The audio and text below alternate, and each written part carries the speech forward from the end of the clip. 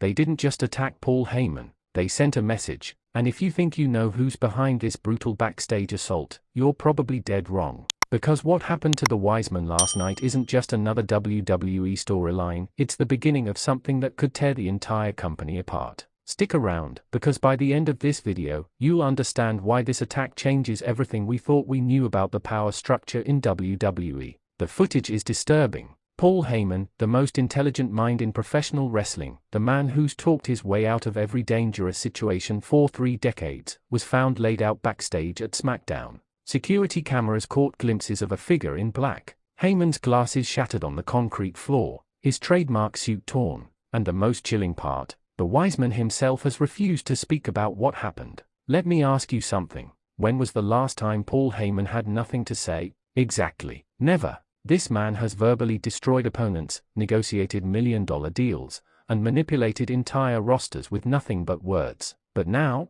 radio silence. That alone should terrify every WWE superstar on the roster, because if Paul Heyman is scared, we should all be paying attention. The attack happened approximately 45 minutes before SmackDown went live. According to backstage sources, Heyman was walking from the parking lot toward his private office. Yes, Paul Heyman has his own office at every WWE venue. That's the level of power we're talking about. When someone ambushed him from behind. No warning, no confrontation, just pure, calculated violence. Witnesses heard the commotion, but by the time security arrived, the attacker had vanished. All that remained was Heyman, conscious but clearly shaken, with visible injuries to his face and ribs. WWE medical staff immediately attended to him, but here's where things get interesting. Heyman refused to go to the hospital. He refused to file an official report, and most importantly, he refused to identify his attacker. Now, some of you are probably thinking this is just another worked WWE angle. Just another storyline designed to pop ratings. But let me hit you with some facts that suggest otherwise. WWE stock took a noticeable dip the morning after news broke about the attack. That doesn't happen with worked storylines. Legitimate media outlets outside of wrestling journalism picked up the story. TMZ, ESPN, major news networks. They don't cover worked angles. They cover real incidents. Furthermore, insider reports indicate that this attack was not on the official rundown sheet for SmackDown. Production staff had no idea this was happening. Camera operators weren't positioned to capture footage. This wasn't a carefully choreographed segment for your entertainment. This was something else entirely. So who would want to hurt Paul Heyman? That's the million-dollar question, isn't it? And the answer is more complicated than you might think, because Paul Heyman doesn't just have enemies. He has people who owe him their careers, people who fear his influence, and people who would do anything to eliminate the power he holds over WWE's creative direction. Let's start with the obvious suspects. Solo Sikoa. The street champion has been trying to establish himself as the true tribal chief, filling the power vacuum left by Roman Reigns. But here's the thing, Solo has always shown respect to Heyman, even during their most contentious moments. Would Solo really attack the one man who knows all of the Bloodline secrets? The one man who could expose every deal, every manipulation, every skeleton in the closet? Attacking Heyman would be like burning down your own house. It makes no strategic sense, unless Solo has completely lost his mind in his quest for power, unless the pressure of leading the Bloodline, of living up to Roman's legacy, of dealing with his brothers G and Jimmy moving in different directions, has pushed him past the point of rational decision-making. We've seen it happen before. Power corrupts, and in WWE, power corrupts absolutely. But let's consider another possibility. What if this has nothing to do with the Bloodline? What if someone from Paul Heyman's past has come back for revenge? This man has burned bridges across multiple companies, multiple decades. ECW wrestlers who never got paid what they were promised. WWE superstars who felt betrayed when Heyman aligned with their rivals. Brock Lesnar, who had one of the most volatile relationships with Heyman over the years. Speaking of Lesnar, where exactly was the Beast incarnate when this attack occurred? Brock hasn't been seen on WWE programming in months. His contract situation remains murky, and everyone knows that Brock's relationship with Heyman has always been complicated. One day they are brothers, the next day they are on opposite sides. Could Brock have delivered a message to his former advocate? A message that says, "I don't need you anymore," in the most violent way possible? Here's what makes me think Brock might not be involved. Brock Lesnar doesn't hide. When Brock wants to hurt someone, he does it in front of everyone. He F5s people through announce tables on live television. He doesn't skulk in shadows. The cowardice of this attack, the hit-and-run nature of it, doesn't fit Brock's personality. Now, let me throw a name at you that nobody's talking about. Centimeter Punk. Yeah, I said it. Phil Brooks has history with Paul Heyman going back to their ECW days. Punk is back in WWE after his AEW disaster, and he's been suspiciously quiet lately. Punk holds grudges. Punk has a mean streak, and Punk absolutely has the motivation to send a message to WWE's power brokers that he's done playing by their rules. But before you flood the comments defending Punk, consider this. What does Punk gain from attacking Heyman? If anything, Heyman has been one of Punk's few allies in WWE management. They share a history, a mutual respect, unless something happened behind the scenes that we don't know about. Unless Heyman made a decision that cost Punk something valuable, a championship opportunity, a WrestleMania main event. We've seen Punk burn down his entire career over matters of principle before. What do you think? Could Centimeter Punk be behind this attack? Drop your theories in the comments right now because I'm about to reveal something that changes everything. The security footage shows something crucial: the attackers' build, their movement patterns, their physical presence. Several analysts have studied the limited footage available, and here's what they've determined. The person who attacked Paul Heyman is approximately 6 feet tall, athletically built, and moves with the trained precision of someone with extensive combat experience. This wasn't a brawler. This was someone who knew exactly where and how to strike to cause maximum damage without creating permanent injury. That detail is critical. Think about it. If you wanted to kill Paul Heyman or end his career, you'd do more damage. But if you wanted to send a message, if you wanted to hurt him just enough to make a point, you'd do exactly what this attacker did. Calculated violence. Professional violence. The kind of violence that says I could have done worse, but I chose not to. This suggests we're dealing with someone who has military training, martial arts background, or extensive wrestling experience. That narrows down our suspect list considerably. Now we're looking at someone like Chad Gable, with his amateur wrestling and combat sports background. Or someone like Bobby Lashley, former Army Ranger with legitimate mixed martial arts credentials. Or even someone we haven't considered because they've been operating in the shadows, waiting for the perfect moment to strike.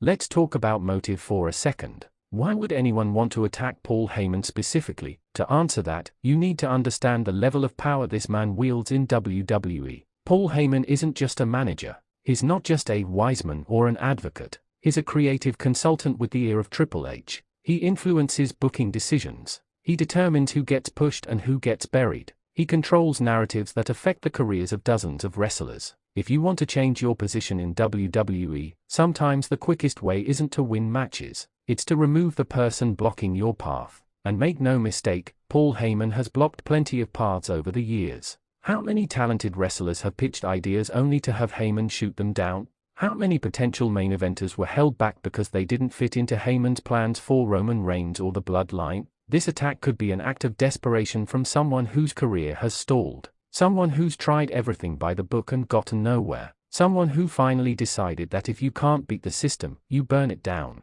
Here's another angle nobody's considering. What if this attack wasn't about Paul Heyman at all? What if he was just collateral damage? What if the real target is Roman Reigns, and attacking Heyman was the first move in a larger strategy to draw the tribal chief back to WWE television? Roman's been doing his Hollywood thing, making movies, appearing on talk shows, becoming a mainstream star. But every warrior needs to come home eventually. And if someone wanted to guarantee Roman's return, if someone wanted to force his hand, attacking the one person Roman truly trusts would accomplish that goal. It's psychological warfare. It's saying you can run off to Hollywood, but we'll hurt the people you care about until you come back and face us. That level of strategic thinking points to someone with intelligence and patience. Someone who understands that the real fight isn't in the ring. It's in people's minds and emotions. Someone like Seth Rollins, perhaps. The architect has always been 3 steps ahead of everyone else. He destroyed the Shield. He rebuilt it. He's betrayed and been betrayed.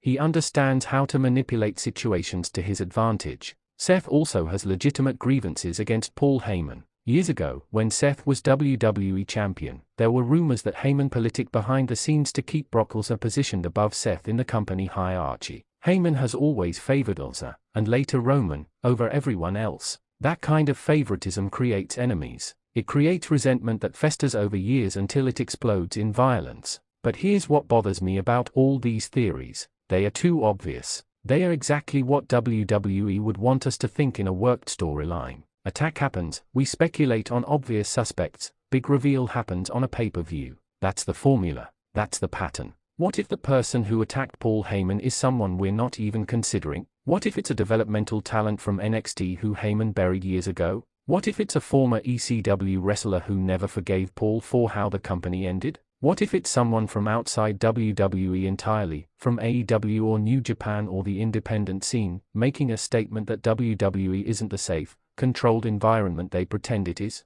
The implications of this attack extend far beyond one man's injuries. If WWE can't protect someone as valuable and connected as Paul Heyman in their own building, who's safe? Cody Rhodes better watch his back. Seth Rollins should hire personal security. Even Triple H, sitting in his executive office making creative decisions, might need to reconsider his security protocols. This attack represents a fundamental breakdown in WWE's internal security. Either someone on the inside helped facilitate this, or WWE's security measures are nowhere near as robust as they claim. Both possibilities are terrifying for different reasons. If someone on the inside helped, that means there's a mole in WWE, a traitor with access to schedules, security protocols, and private information about when and where superstars will be vulnerable. That person could strike again at any time, targeting anyone they choose. It turns every locker room into a potential crime scene. It makes every parking lot a danger zone. If WWE's security is just inadequate, that's almost worse because it means any obsessed fan, any disturbed individual, any real threat could potentially access restricted areas.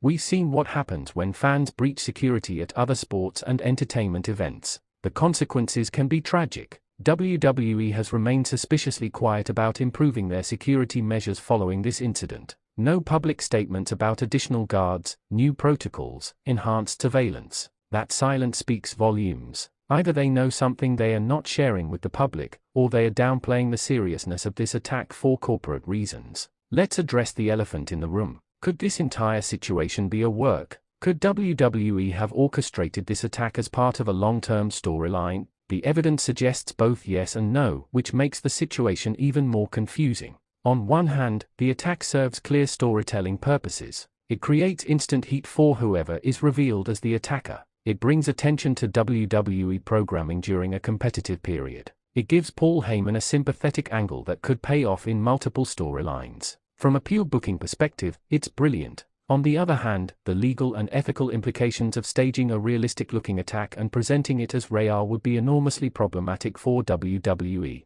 They are a publicly traded company. They have shareholders and board members who wouldn't appreciate being kept in the dark about a storyline masquerading as a legitimate incident. The potential for lawsuits, regulatory problems, and public relations disasters would be immense. So we're left in this uncomfortable gray area where nothing makes complete sense from any angle. It's too real to be entirely fake, and too convenient narratively to be entirely real. You know what? Drop in the comments which theory you believe. Is this a work or a shoot? And more importantly, who do you think attacked Paul Heyman? Let's examine what Paul Heyman himself has said since the attack. In his only brief public comment, made through a WWE statement rather than directly, Heyman said he was fine and would address the situation in due time, in the proper manner. That's classic Heyman, using just enough words to say absolutely nothing concrete while maintaining control of the narrative. But people who know Heyman personally have reported that he seems genuinely rattled. This isn't a man playing a character. This is someone who experienced real fear, real violence, and is processing trauma. Friends say he's been more withdrawn than usual, less willing to engage in his typical verbal sparring matches backstage. That psychological impact suggests this wasn't just another day at the office. The physical evidence supports this too. Heyman's injuries, while not career-threatening, were legitimate. Bruised ribs, a black eye, cuts and abrasions. These weren't prosthetic makeup jobs. WWE's medical staff treated actual injuries. You don't put your 58-year-old special counsel through real physical trauma for a storyline. The insurance complications alone would make that decision insane. What's fascinating is watching how other WWE personalities have responded. Roman Reigns posted a cryptic message on social media that simply said, "I'm coming." 2 words that sent shockwaves through the wrestling community. If Roman returned specifically because of this attack on Heyman, whoever is responsible just made the biggest mistake of their career. You don't poke the tribal chief. You definitely don't hurt his family. And Paul Heyman, whatever their official relationship status, is family to Roman Reigns. The Usos have been notably silent. G and Jimmy haven't addressed the attack publicly, which is strange given their long association with Heyman through the Bloodline. Are they concerned, angry, complicit? Their silence raises as many questions as any statement would. Solo Psycho, interestingly, has denied involvement multiple times now. The fact that he feels the need to repeatedly deny it suggests he's either genuinely concerned about being falsely accused, or he's overcompensating because he knows something. In psychology, we call that protesting too much. Innocent people usually deny something once and move on. Guilty people, or people with guilty knowledge, keep bringing it up unprompted. Here's a theory that's gaining traction in wrestling communities online. What if multiple people were involved? What if this was a conspiracy, not a lone attacker? That would explain the efficiency of the attack and the clean getaway. One person creates the distraction or disables security cameras. Another delivers the beating. A third serves as lookout. It's harder to pull off but much more effective. If we're dealing with a conspiracy, that changes everything. Now we're not looking for one disgruntled wrestler. We're looking for a group of people united by their hatred or fear of Paul Heyman. That could be a faction we already know about, like Judgment Day or Liga del Fantasma, or it could be a new group forming in secret, bound together by their desire to change WWE's power structure. The idea of a conspiracy also explains why WWE seems so uncertain about how to respond. If they are investigating multiple suspects, if they are trying to untangle relationships and motives among several wrestlers, that takes time and resources. You can't just accuse someone without evidence, especially in today's litigious environment. From a wrestling history perspective, this type of attack isn't unprecedented. Steve Austin got run over by a car. Vince McMahon's limo exploded. Kane has buried people alive multiple times. But those were obvious storylines with cameras present and immediate follow-up on television. This attack on Heyman feels different because of how it's been presented, as a legitimate incident first, storyline second. That ambiguity is either genius booking or a massive miscalculation. Genius if it generates the kind of buzz and speculation that brings lapsed fans back to see how it plays out. Miscalculation if it damages WWE's credibility or makes them look incompetent at providing basic security. What fascinates me most is how this attack represents a shift in WWE's storytelling approach. Under Vince McMahon's leadership, everything was clear-cut. Good guys, bad guys, obvious motivations. Under Triple H's creative direction, we're seeing more moral ambiguity, more shades of grey, more situations where the audience isn't sure what's real and what's performance. That reflects a more sophisticated audience that doesn't want to be spoon-fed simple narratives. The attack on Paul Heyman forces us to engage with WWE content on a deeper level. We can't passively watch. We have to investigate, theorize, debate. That's exactly the kind of engagement modern entertainment companies crave. Every tweet about the attack, every YouTube video analyzing the footage, every Reddit thread dissecting possible suspects, that's all free marketing for WWE.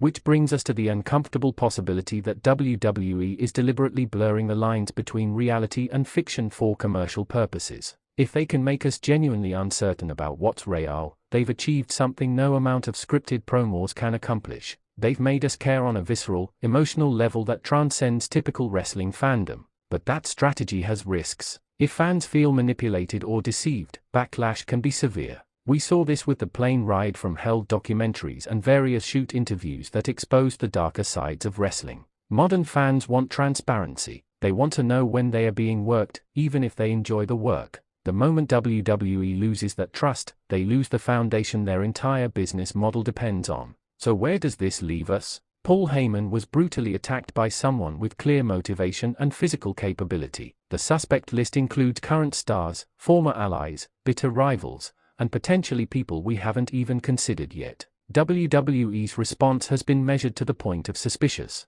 The implications for future storylines and wrestler safety are enormous. Whatever happens next, whether this leads to a massive storyline payoff at WrestleMania or fizzles out as a forgotten angle, the attack on Paul Heyman represents a pivotal moment in WWE's evolution. It shows they are willing to take risks with their storytelling. It demonstrates that even the most protected figures in the company aren't safe from violence. And it proves that in WWE, the most dangerous threats don't always come from the obvious enemies. The Wiseman always has a plan. Even injured, even shaken, Paul Heyman is several moves ahead of everyone else. He knows who attacked him. He knows why. And when he's ready, when the moment provides maximum impact, he'll reveal the truth in a way that benefits him most. That's what Paul Heyman does. He turns every situation, even violent attacks, into opportunities to gain power and advance his agenda. Until that moment comes, we're left with questions, theories, and the unsettling knowledge that WWE's backstage areas are less safe than we thought. The mystery man who attacked Paul Heyman is still out there, possibly planning their next move, potentially targeting their next victim. Who do you think is responsible? What's your theory on why this happened? Are you worried about wrestler safety in WWE? And most importantly, how do you think this storyline should conclude? Get in the comments right now and let your voice be heard, because Wrestling Zone 1 reads every single comment and your theories might be exactly right. If you enjoyed this deep dive into one of WWE's most shocking moments, smash that like button and subscribe, because we're covering every development in this story as it unfolds. Turn on notifications so you don't miss a single update. And share this video with every wrestling fan you know, because the discussion around Paul Heyman's attack is just beginning. The next chapter in this saga could be revealed any day now. Maybe on the next SmackDown. Maybe at the Royal Rumble. Maybe through a cryptic Paul Heyman promo that explains everything while revealing nothing. Whenever it happens, Wrestling Zone 1 will break it down, analyze every word, and give you the insights you need to understand what's really happening in WWE. This is bigger than one attack. This is about power, control, legacy, and revenge in the most unpredictable company in sports entertainment. The Wiseman has been silenced, but not for long. And when Paul Heyman finally speaks, the entire wrestling world will be listening. Thanks for watching Wrestling Zone 1. Stay vigilant, stay passionate, and remember, in WWE, anything can happen, and usually does when you least expect it.